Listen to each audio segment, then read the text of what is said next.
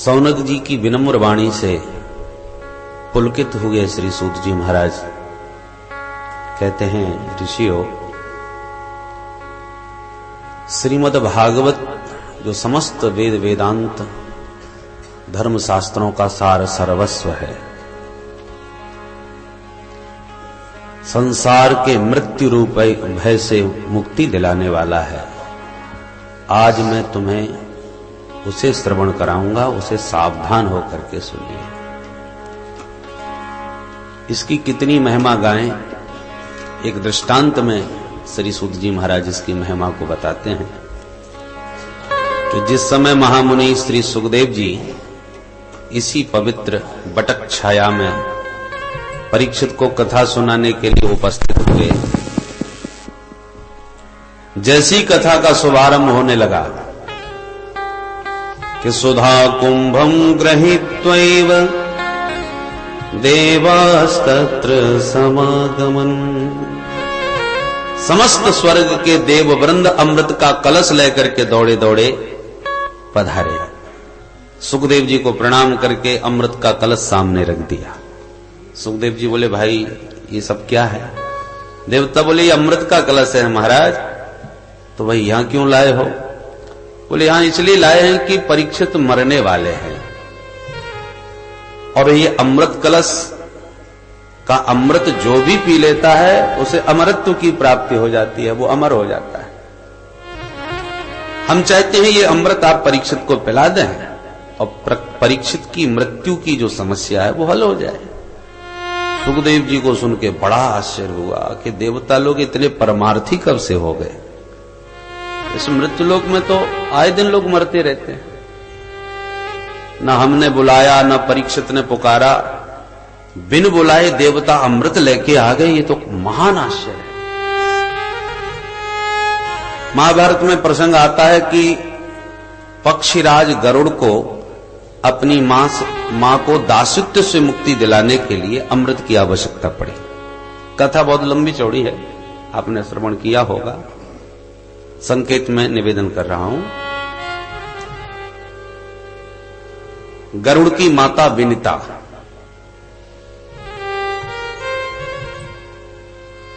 कद्रु विनिता में होड़ हुई, शर्त हार गई और विनिता कद्रु की दासी बन गई। शर्त रखी कद्रु ने कि यदि स्वर्ग का अमृत तुम हमें दे दो तो हम तुम्हें अपने दासित्व से मुक्ति दिला देंगे, तुम्हें मुक्त कर।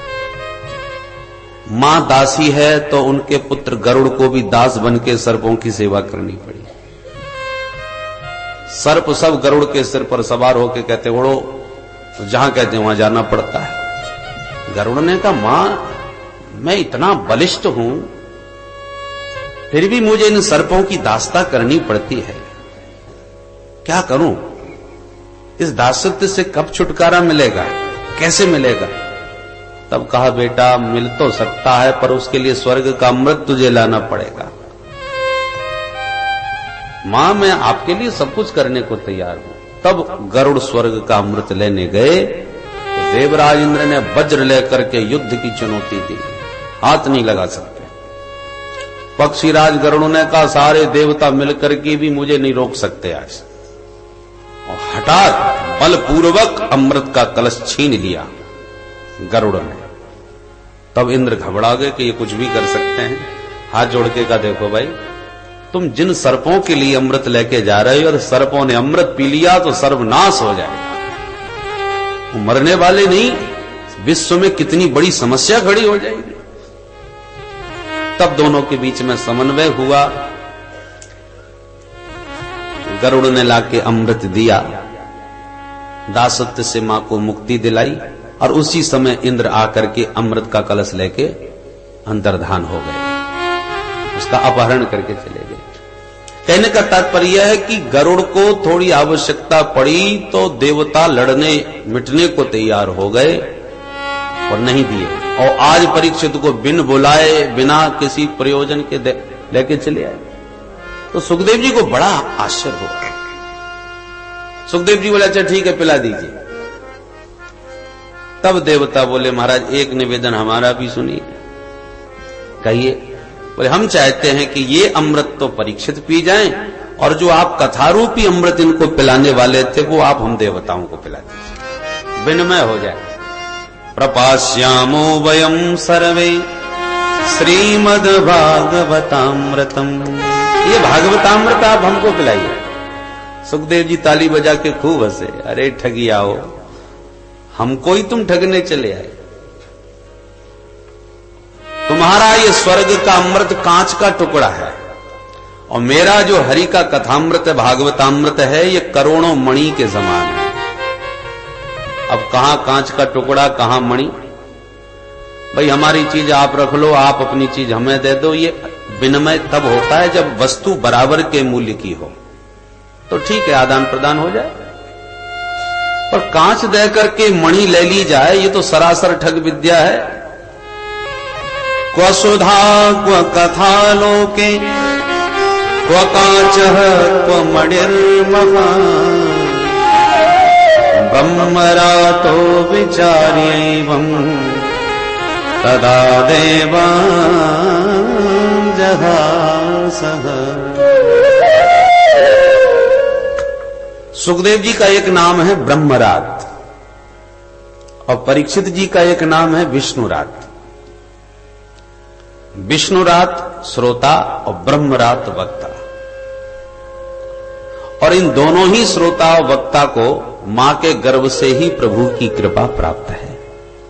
कथा प्रसिद्ध है, सुखदेव जी महाराज मां के गर्भ में 12 वर्ष तक बैठे रहे। व्यास जी कहते हैं बेटा बाहर आओ, बोले पिताजी नहीं आऊंगा। क्यों?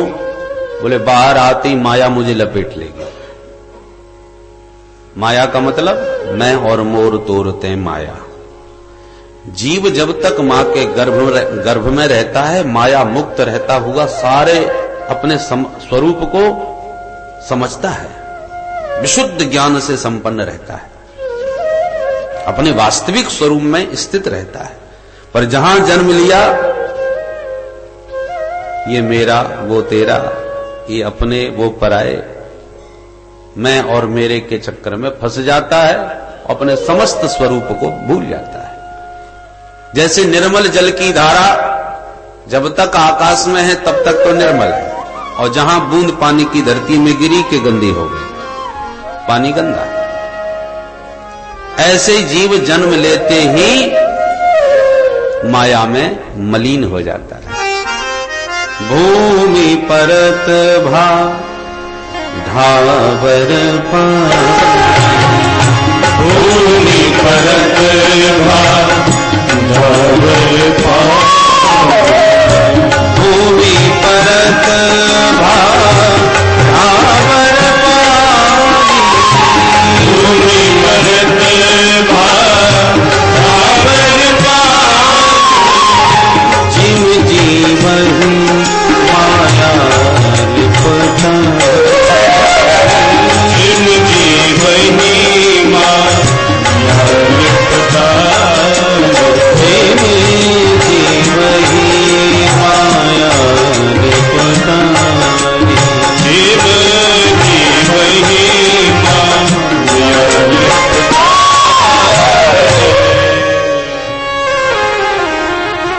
इसलिए पिताजी हम जन्म ही नहीं लेना चाहते, नहीं तो माया में फंस जाएंगे। तब व्यास जी ने प्रभु से प्रार्थना करी, प्रभु इसको समझाइए। तब भगवान ने सुखदेव जी के सिर पर हाथ रखा, वत्स मेरा आशीर्वाद है, तुम निश्चिंत होकर संसार में जाओ, माया मेरी है, तुम्हारा कभी भी स्पर्श नहीं करेगी। माया से वही मुक्त हो सकता है जिसके सिर पर माधव का हाथ हो। मामेव ये प्रपद्यन्ते माया मेताम तरन्ति ते। जब प्रभु ने वचन दिया कि मेरी माया तुम्हें स्पर्श भी नहीं करेगी, तब सुखदेव जी महाराज प्रकट हुए। बोलो सुखदेव भगवान की जय। इसलिए माया मुक्त महात्मा है। पैदा होते ही जंगल में उठ के चल दिए, पिताजी पुत्र पुत्र पुकारते रहे, फिर भी मुड़ के भी नहीं देखे। ऐसे माया मुक्त महात्मा श्री सुखदेव जी महाराज। सुखदेव जी महाराज जैसे माया मुक्त महात्मा भागवत के मुख्य वक्ता हैं।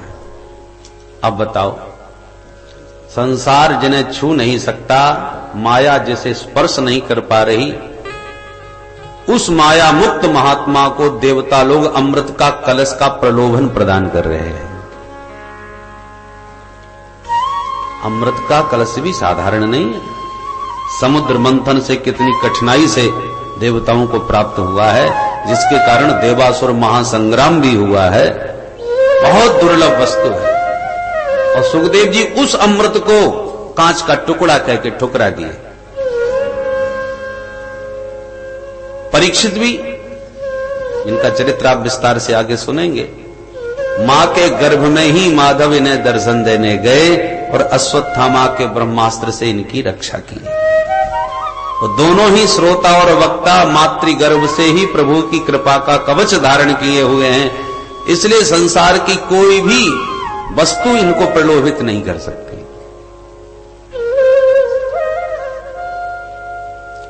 अतः सुखदेव जी ने देवताओं को बुरी तरह फटकार के भगाया और कहा, देवताओं तुम श्रद्धा से श्रोता बन करके, जैसे और श्रोता बैठे हैं तुम भी बैठ जाते तो तुम्हें भी सुना देता, भगा थोड़ी देता।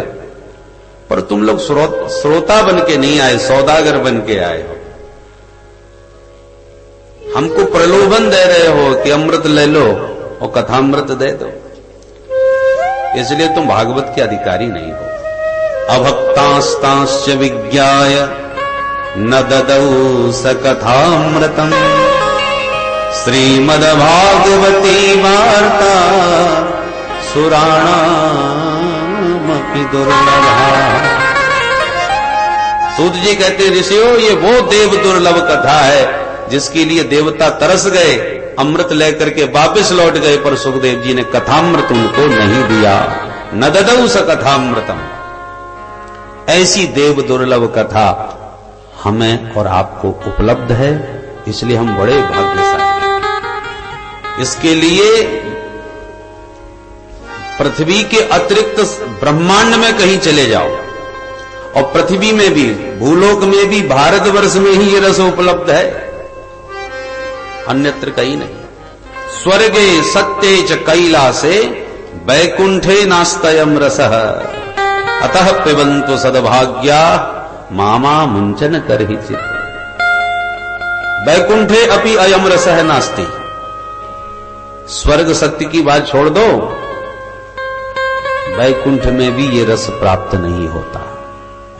हमारे राम जी महाराज सब सारे अवधवासियों को लेकर के साकेत धाम जा रहे थे अपने दिव्य लोक में। चलिए चलिए, विमान में सारा नगर।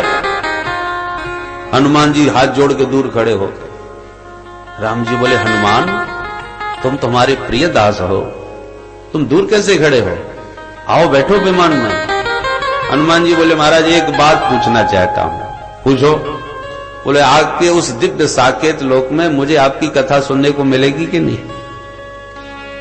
भगवान बोले, भाई वहां कथावाचक तो नहीं है, कथा होती भी नहीं है, वहां हम तो मिलेंगे तुम्हें, हमारे साथ रहोगे। बोले, प्रभु आप तो मुझे नित्य हृदय में प्राप्त हो। जासु हृदय आगार बसहि राम सर चाप धर। तो मेरे हृदयागार में आप तो नित्य निवास करते हो, तो आपको तो कभी भी देख लूंगा, मिल लूंगा। और आपकी कथा यदि उस लोक में नहीं है तो मेरा जाना भी कैंसिल। बोलो राधे राधे राधे राधे। भगवान मिल गए और भगवान की कथा नहीं मिली तो हनुमान जी ने साकेत जाना अस्वीकृत कर दिया। रामचरित सुनवे को रसिया। भगवत कथा के इतने रसिक हैं श्री हनुमंतलाल जी महाराज, इसलिए कहीं भी भगवत कथा हो रही हो, हनुमान जी को कोई बुलावे न बुलावे, सबसे पहले आके आसन जमा लेते। यत्र यत्र रघुनाथ कीर्तनम तत्र तत्र कृतमस्तकांजलि बाष्पवारि परिपूर्ण लोचनम मारुतिं नमत राक्षसांतकम्। कहीं भी भगवान की कथा हो रही हो, हनुमान जी दौड़ते हैं।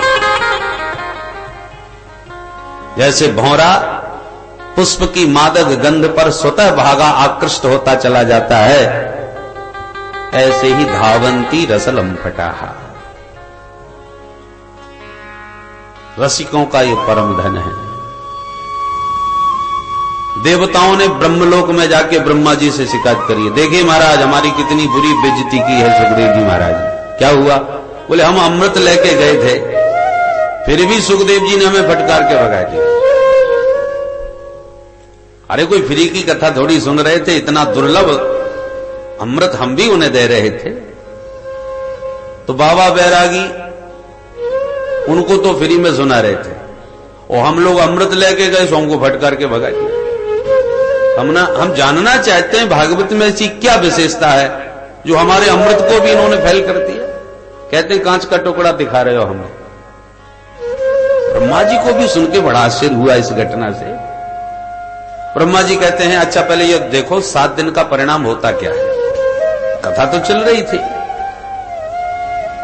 7 दिन के परिणाम को देखने की प्रतीक्षा की, और जहां भागवत का सप्ताह संपन्न हुआ, परीक्षित को मोक्ष पद की प्राप्ति हुई, सारे देवताओं सहित ब्रह्मा जी ने यह दृश्य प्रत्यक्ष जब देखा, राज्यो मोक्षम तथा वीक्ष पुराधातापि विस्मित सत्यलोके तुलां बद्ध्वा तौलयत साधनान्यजः।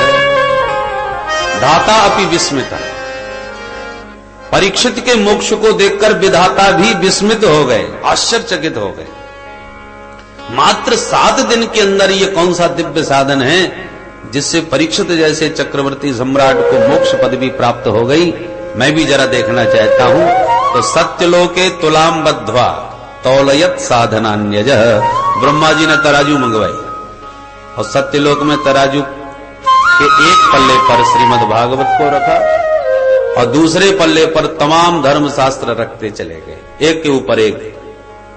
वल्लघून्यन्यानि जातानि गौरवेण इदं महत् तदा ऋषिगणा सर्वे विस्मयं परमं ययुः। तौलते ही अन्यानी लघूनी जातानि, भागवत की गरिमा के सामने सारे धर्मशास्त्रों का पल्ला हल्का हो गया, ऊपर लटक गया। भागवत की इस गरिमा को देख करके सारा देव समुदाय परम विस्मित हो गया। अच्छा तौल के देखिए, भागवत को अमृत से कितना महान बताया कि इसको भागवत को मणि और स्वर्ग सुधामृत को कांच का टुकड़ा कह दिया। आखिर के ऐसी क्या विशेषता है? एक तुलनात्मक अध्ययन हम और आप करें तो स्वर्ग के अमृत की क्या विशेषता है? बोले जो पीता है वो अमर हो जाता है, पर पीता कौन है? बोले जो इस मृत्यु लोक में पुण्यात्मा देह त्याग करके स्वर्ग में पहुंचता है, उस स्वर्गवासियों को ये अमृत प्राप्त होता है। नरकगामी जीव जाना चाहें, पीना चाहें, पापियों की शायद पीने की हो तो उनको नहीं मिलेगा। वो अमृत केवल पुण्यात्माओं को ही प्राप्त होता है, पापात्माओं को नहीं। ये अमृत के बारे में प्रसिद्ध है। और हरि कथा अमृत, बोले ये सबको सुलभ है। पापात्मा हो, पुण्यात्मा हो, महात्मा हो, दुष्टात्मा हो, कैसी भी आत्मा हो, कोई भी आवे, किसी को प्रमाण पत्र दिखाने की आवश्यकता नहीं, देखो हमने इतना पुण्य किया है तब आए हैं। ये अमृत सबके लिए समभाव से प्राप्त होता है, कोई भी आ सकता है, पी सकता है।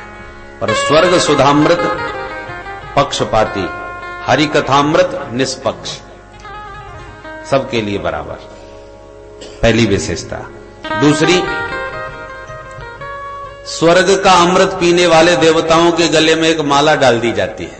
उस माला का ये चमत्कार है कि जब तक तुम्हारे पुण्य रहेंगे माला हरी भरी रहेगी, पुण्य क्षीण होते जाएंगे, माला सूखती जाएगी, और जहां संपूर्ण माला सूख गई कि आपको धक्का मार के स्वर्ग से नीचे फेंक दिया जाएगा। क्षीणे पुण्य मर्तलोकम विसंति। तो देवताओं की जब माला सूखने लगती है तो उनका मुंह भी सूखने लगता है कि अब गए, अब हमारे सुकृत समाप्त। तो उनको शोक भय व्यापने लगता है पुण्य क्षीण होने से। और हरि कथामृत की क्या विशेषता है? बोले स्वर्ग सुधामृत के पीने वाले देवताओं का सुकृत समाप्त होता है और क्षीणे पुण्य मर्तलोकम विसंति, ऊपर से नीचे गिर जाते हैं। और हरि कथामृत पीने वालों के कलमशापहम, सारे पाप ताप संताप नष्ट होते चले जाते हैं और देह त्याग के बाद भगवान के परम दिव्य अलौकिक धाम के वासी बन जाते हैं। अब बताइए कौन सा अमृत श्रेष्ठ माना जाए?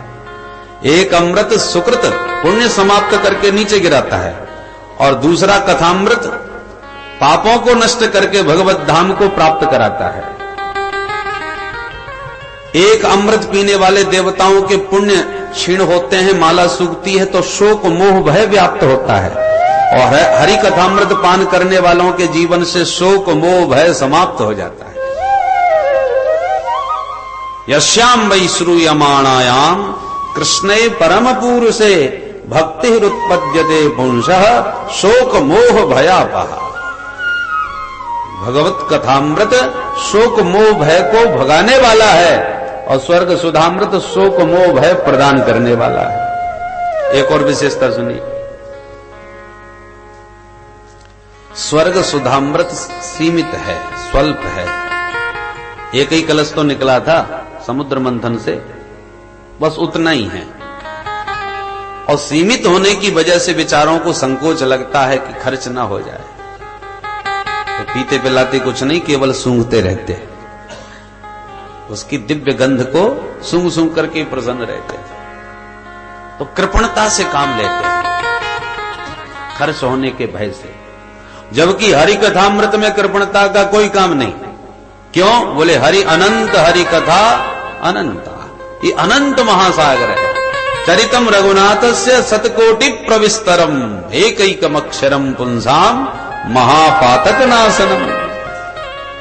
शतकोटि प्रविस्तरम, रामचरित शतकोटि अपारा।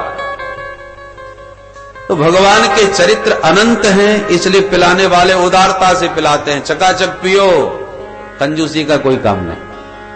उदार मना भुवि गणन्ति ते भूरिदा जना। उदारता से वक्ता इस कथामृत को पिलाते हैं, क्योंकि उन्हें खर्च होने का डर नहीं है। और देवता लोग कृपणता के साथ सुनाते रहते हैं, क्योंकि डर है कि खत्म न हो जाए। बोलो राधे राधे राधे राधे। इसलिए कंजूसी की पराकाष्ठा करते हैं। एक बार 3 कंजूस इकट्ठे हुए, एक से एक जबरदस्त, जीवन में कभी फूटी कौड़ी खर्च नहीं करी। तीनों ने मिलकर कहा, लोग अपने को बड़ा लोभी कहते हैं, चलो आज कुछ खर्चा करके दिखाते हैं। चलो गए मार्केट में, क्या खरीदा जाए? एक बोला चलो घी खरीदते हैं, खाएंगे तो कम से कम सेहत तो बनेगी। हाँ ये ठीक है। हिम्मत बांध करके 250-250 ग्राम घी खरीद लिया। बड़ा छाती चौड़ा करके आए, आज खर्चा करके आ रहे हैं, रख लिया। परंतु स्वभाव जो है कृपणता का, वो कहां जाए। 1 महीने के बाद फिर तीनों मिले, तो मिलते ही बोले, कहो साहब घी खा लिया? बोले नहीं नहीं, अभी हमारा तो चल रहा है। अच्छा कैसे चलाते हो? बोले हम तो ये करते हैं भाई कि जब घर की सारी रोटियां बन के तैयार हो जाती हैं तो एक ऊपर की चुपड़ देते हैं, एक नीचे वाली चुपड़ देते हैं, बाकी सारी रोटियां चुपड़ी हुई समझ लेते हैं, इसलिए हमारा घी ठीक ठीक अभी चल रहा है। दूसरा बोला, राम राम इतना सारा खर्चा? अच्छा तो तुम कैसे करते हो? बोले हम तो भाई सारी रोटियां घर की बनके जैसी तैयार हुई तो एक सलाई उठाई, बीच और घी में डुबोकर बीच रोटियों में चुबो देते हैं, तो नीचे से ऊपर तक सारी रोटियों को घी लग जाता है, एक बूंद में ही कम चल जाता है। दूसरा बोला, अरे राम राम तुम दोनों ही बड़े खर्चीले हो भाई। अच्छा तो तुम क्या करते हो? बोले भैया हमने तो अपना पूरा घी एक सीसी में भर रखा है, और जहां रोटियां बनती गई तो प्रत्येक रोटी पर सीसी को बांटे जाते हैं, एक बूंद भी खर्चा नहीं। और जब पाने के लिए बैठते हैं तब ढक्कन खोल देते हैं, सो वो खुशबू आती है, वो तरंग आती है कि मन गदगद हो जाता है, खुश हो जाता है। ज्यों का त्यों धरा है, एक बूंद खर्च नहीं हुआ हमारा। तो भैया जब सुन करके ही तेरा मन प्रसन्न है तो अब खर्च होने का प्रश्न ही क्या है। बिल्कुल यही हालत देवताओं की है, पीते पिलाते कुछ नहीं है, केवल सुंघाते रहते हैं, इसलिए तो अब तक चल रहा है वो अमृत, नहीं तो कब का घड़ा खाली हो गया होता। तो देवताओं को ये कृपणता से इसलिए काम लेना पड़ता है क्योंकि थोड़ा है, जबकि हरि कथामृत में कृपणता का कोई काम नहीं। उदार मना होकर के संत पिलाते हैं, ये अनंत चरित्र है भगवान के। इसलिए तो हर दृष्टि से आप देखिए, हरि कथामृत के सामने स्वर्ग सुधामृत अत्यंत तुच्छ है। इसलिए सुखदेव जी ने यहां पर उपमा दी, क्व कांचक क्व मणिर महान। क्या ये तुच्छ कांच का टुकड़ा हमको दिखा रहे हो और हमसे मणि ले जाना चाहते? फटकार के भगा दिया। ऐसा देव दुर्लभ कथामृत, इसी से समझ लीजिए, जब स्वर्ग का अमृत कांच का टुकड़ा है इसके सामने, तो हरि कथामृत में कितनी दिव्यता, कितनी महत्ता इसकी होगी। अच्छा महाराज एक बात बताइए, सौनक जी ने पूछा कि इतना देव दुर्लभ ये हरि कथामृत है, तो इसको 7 दिन में चटपट क्यों कर देते हो? 18,000 श्लोकों का महत्व ग्रंथ है, तो महीने में, साल भर में विस्तार से सुनाओ।